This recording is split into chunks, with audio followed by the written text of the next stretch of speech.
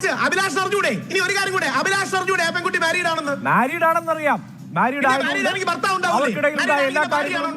മൂന്നാമതൊരാൾക്ക് ആളുകൾക്ക് അറിയാം. പെൺകുട്ടി മാരീഡ് ആയ ഭാര്യയാണോ ഉണ്ടാവുക? ഭർത്താവല്ലേ?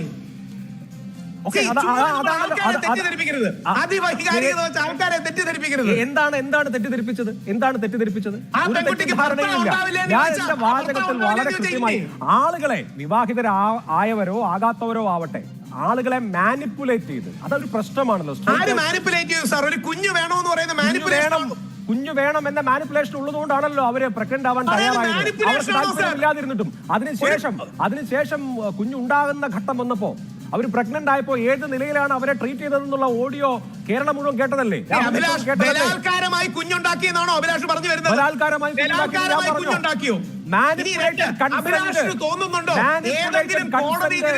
യഥാർത്ഥത്തിലുള്ള കൺസെന്റ് ആണോ? ഒരു നിയമപ്രശ്നം ചോദിച്ചോട്ടെ,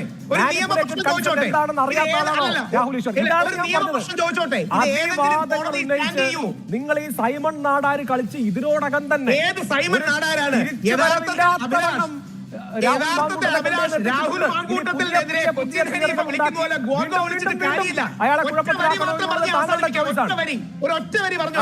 രാഹുൽ മാങ്കൂട്ടത്തിനെതിരെയുള്ള കേസ് കോടതിയിൽ സ്റ്റാൻഡ് ചെയ്യില്ല. നിയമത്തിന്റെ സ്ക്രൂട്ടിനി സ്റ്റാൻഡ് ചെയ്യില്ല.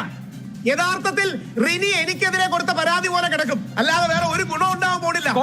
പരാതി എന്ന് പറഞ്ഞ് മീഡിയക്കാർ കവർ ചെയ്യുമായിരിക്കും. പക്ഷെ അതിനപ്പുറം രാഹുൽ മാങ്കൂട്ടത്തിനെതിരെയുള്ള ഈ പരാതി കോടതി സ്റ്റാൻഡ് ചെയ്തില്ല. കോടതി തീരുമാനിക്കട്ടെ സാർ, കോടതി തീരുമാനിക്കട്ടെ. കോടതി എന്താണ് തീരുമാനിക്കുന്നത് നമ്മൾ ഇപ്പോഴേ പ്രഖ്യാപിച്ചാൽ മതില്ല.